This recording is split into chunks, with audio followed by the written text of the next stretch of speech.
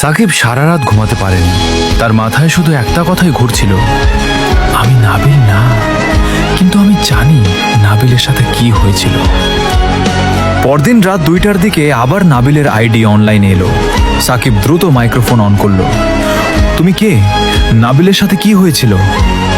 কিছুক্ষণ নীরবতা, তারপর ওপাশ থেকে কণ্ঠ এলো, নাবিল যেদিন শেষবার আমার সাথে কথা বলেছিল সেদিন সে বলেছিল তোকে একটা কথা বলতে চায়। কি কথা? নাবিল জানতো তার সাথে যেটা ঘটতে যাচ্ছে সেটা শুধু একটা দুর্ঘটনা ছিল না।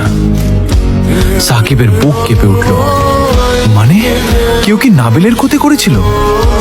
ওপাশ থেকে উত্তর এলো, আমি জানি না, কিন্তু নাবিল একটা জিনিস আমাকে দিয়ে গিয়েছিল। হঠাৎ সাকিবের ফোনে একটা ছবি এলো।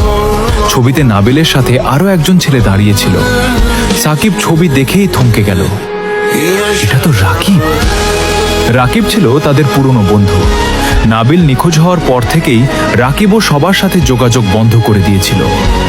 সাকিব সঙ্গে সঙ্গে রাকিবকে ফোন করলো, কিন্তু নম্বর বন্ধ। ঠিক তখনই অচেনা আইডি থেকে একটা লোকেশন এলো। লোকেশনটা ছিল তাদের পুরনো গেমিং রুম। সাকিব সেখানে পৌঁছে দরজা খুলল। ঘরের ভেতরে পড়েছিল একটা পুরনো ফোন। ফোনটা